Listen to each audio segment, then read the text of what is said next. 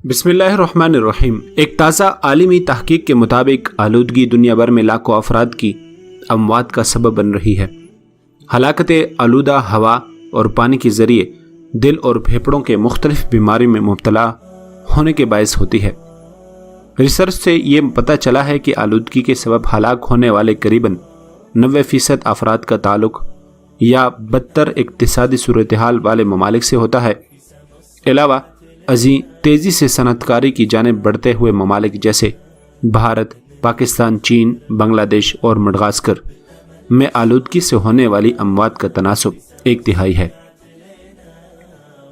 America में Mount Sinai के अकाहिन school of medicine के प्रोफेसर और इस तहकीकी मुताले के शरकरा शरीक सरबराह फिलिप लैंड्रिगिन का कहना है, आलूदगी माहौलियात चैलेंज से कहीं ज़्यादा कुछ है जो इंसानी सेहत और खुशहाली के मुतअद्दिद पहलुओं को मुतासिर करती है। तहकीक के नताइज से पता चला कि फ़िज़ाई किसाफत और आलूदगी ने सन 2015 में 9 मिलियन अफराद की जान ली थी। रिपोर्ट के मुताबिक सिर्फ ट्रैफिक और कारखानों के धुएं से आलूदा हवा ही 6.5 मिलियन हलाकतों का सबब बनी।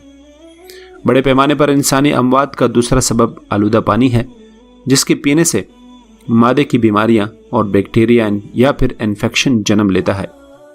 1.8 मिलियन अफराद सिर्फ इस वजह से अपनी जान से हाथ धोने पड़े।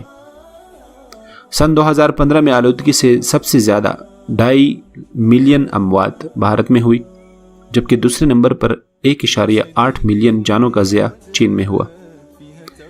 नाज़रीन, आलूदगी हर जगह पर पाई जाती है और ख़ासकर पाकिस्तान के अंदर, जहां रोड कच्चे हैं और गाड़ियों की तेज़ रफ्तारी की वजह से आलूदगी होती रहती है और सनती कारखानों के लिए किसी किस्म का कोई कानून नहीं है, और अगर है तो वो लागू नहीं होता, जिसकी वजह से वो कारखाने जो धुआं और आलूदगी बनने का सबब होते हैं वो आबादी ही में बना दिए जाते हैं।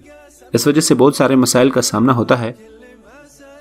उसके लिए माहिरीन ने मुख्तलिफ तरह के दवाइयाँ ईजाद की है, लेकिन उसके इस्तेमाल की वजह से इंसान खुद दीगर बीमारियों का शिकार हो जाता है।